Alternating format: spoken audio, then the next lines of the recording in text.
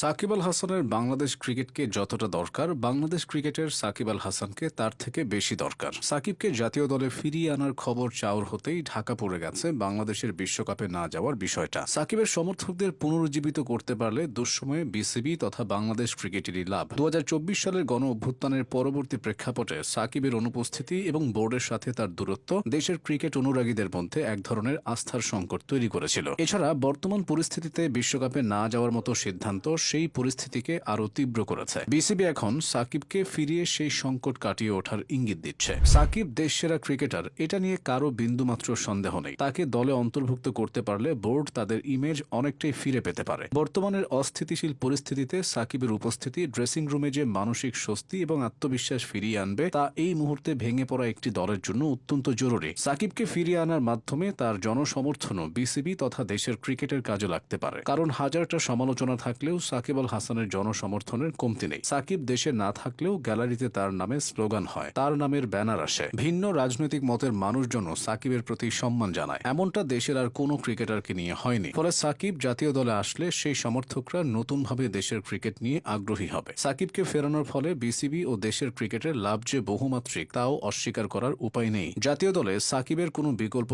কেউ আজও তৈরি হয়নি। ক্রিকেট ইতিহাসে টেস্ট, ওয়ানডে ও টি-20 তিন ধরনের ক্রিকেটে একই সময়ে এক নম্বরে থাকা একমাত্র অলরাউন্ডার সাকিব। ২০১৫ সালে তিনি এই বিরল কীর্তি অর্জন করেন। তার অর্জনের ঝুলিটা আরও চওড়া। আন্তর্জাতিক ক্রিকেটে তিনি ছাড়া ১৪,০০০ রান ও ৭০০ উইকেট নেই অন্য কোনো ক্রিকেটারের। এছাড়া তিনি ২০১৭ সালের অক্টোবরে ওয়ানডেতে ৫,০০০ রান ও ২০০ উইকেটের মাইলফলক স্পর্শ করেন, যেটি করতে তার ম্যাচ খেলতে হয়েছে ১৭৮টি। এত দ্রুত এই রেকর্ড অন্য কেউ করতে পারেনি। সাকিব টেস্ট ইতিহাসে তিনজন অলরাউন্ডারের একজন, যিনি কিনা একই ম্যাচে সেঞ্চুরি আর ১০ উইকেট নিয়েছেন। বিশ্বকাপের মঞ্চে ৬০০-র বেশি রান আর ১০ উইকেটের বিরল রেকর্ড তো আছেই। জাতীয় দলের পাশাপাশি ফ্র্যাঞ্চাইজি ক্রিকেট খেলতে বিশ্বের প্রায় সব প্রান্তেই সাকিবের পা পড়েছে। আইপিএল থেকে বিবিএল, পিএসএল, সিপিএল, এলপিএল কিংবা এমএলসি, সাকিব খেলেননি এমন কোনো টি-20 লিগ নেই। ক্যারিয়ারের শেষ দিকে হলেও এখনও বলে ব্যাটে তিনি দলকে অনেক কিছু দিতে পারেন। জাতীয় দলে তিনি আসলে একটা বাড়তি ক্রিকেটারের সুবিধা নিয়ে খেলতে পারবে বাংলাদেশ। এছাড়াও সাকিব ফিরে আসলে আর্থিকভাবেও বিসিবি ও দেশের ক্রিকেট লাভবান হবে। তার ফিরে আসা মানেই স্পন্সরশিপ, মিডিয়া সত্ত্ব